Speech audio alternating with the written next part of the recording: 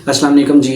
FBR ने बहुत ज़्यादा सख्ती की हुई है और तरह तरह की पाबंदियां आयद की हुई हैं कि लोगों की ये मजबूरी बन जाए कि वो अपनी रिटर्न फाइल करें और फाइलर हो जाएं। इन तमाम तर सख्तियों के बावजूद इनकम टैक्स ऑर्डिनेंस के अंदर कुछ ऐसी कैटेगरीज भी हैं जिन लोगों को अपनी रिटर्न सबमिट करने की ज़रूरत नहीं है। वो जितनी मर्जी चाहे इनकम जनरेट कर रहे हों, उनका जितना मर्जी चाहे बैंक प्रॉफिट आ रहा हो, उनका जितनी मर्जी चाहे रेंटल इनकम हो या अपना इवन बिजनेस भी कर रहे हों, तो उनके लिए अपनी रिटर्न फाइल करना ज़रूरी नहीं है। इस वीडियो के अंदर हम वही कैटेगरी आपके सामने आज एक्सप्लेन करेंगे। वीडियो देखने से पहले आपसे रिक्वेस्ट करेंगे कि वीडियो को एंड तक ज़रूर देखा करें और पूरा देखा करें ताकि आपका कॉन्सेप्ट अच्छे से क्लियर हो सके। और इस वीडियो को तो आपको खास तौर पर देखना चाहिए ताकि आपको पता चल सके कि क्या आप उस कैटेगरी में तो नहीं आ रहे, क्योंकि हर तरफ से एफबीआर तरह तरह की पाबंदियां आयद कर रहा है। तो अगर आप इस कैटेगरी में फाइल कर रहे हुए तो आपके लिए ये चीज़ ज़रूरी नहीं होगी कि आप अपनी रिटर्न को फाइल करें। तो चलिए चलते हैं इनकम टैक्स ऑर्डिनेंस के ऊपर।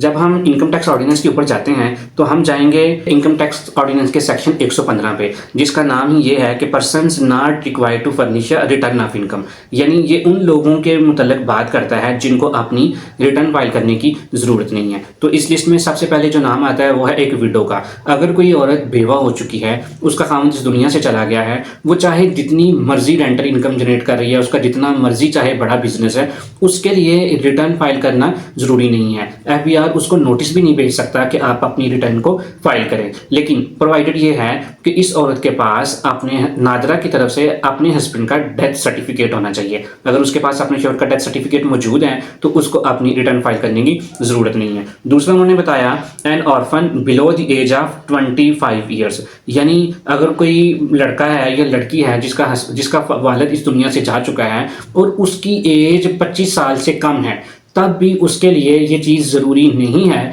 कि वो अपनी रिटर्न फाइल करे। वो चाहे लाखों का कारोबार कर रहा है या वो करोड़ों का कारोबार कर रहा है, उसके लिए एफबीआर उसको कभी नोटिस भी नहीं भेजेगा कि आप अपनी रिटर्न को फाइल करें। तो तीसरे नंबर पे इन्होंने बताया अ डिसेबल्ड पर्सन। यानी अगर कोई बंदा माजूर है, प्रोवाइडेड कि उसके पास नादरा की तरफ से आईडी कार्ड होना चाहिए जिसके ऊपर डिसेबल की एक निशानी बनी होती है, एक उन्होंने व्हील चेयर टाइप बनाया होता है। अगर उसके पास वो आईडी कार्ड है तो चाहे वो लाखों का कारोबार कर रहा है, बैंक से प्रॉफिट ले रहा है या उसको किराया आ रहा है, उसको अपनी रिटर्न फाइल करने की ज़रूरत नहीं है और एफबीआर इसको भी नोटिस हरगिज़ नहीं भेजेगा। जो चौथी प्रोविजन है, जो चौथी सब सेक्शन है, उसके अंदर उन्होंने बताया in case of ownership of immovable property और नॉन रेजिडेंट पर्सन। इसके अंदर वो ये कह रहे हैं कि नॉन रेजिडेंट पर्सन एक बंदा है, पाकिस्तान में नहीं रहता, पाकिस्तान से बाहर रहता है, वो सिर्फ प्रॉपर्टी की खरीदो फरोख्त करना चाह रहा है, उसके ऊपर 236 के 236C का जो हमने टैक्स पे करना होता है। तो एफबीआर कह रहा है सिर्फ इस एक ट्रांजैक्शन के लिए भी आपको अपनी रिटर्न फाइल करने की ज़रूरत नहीं है। आप इसके बगैर भी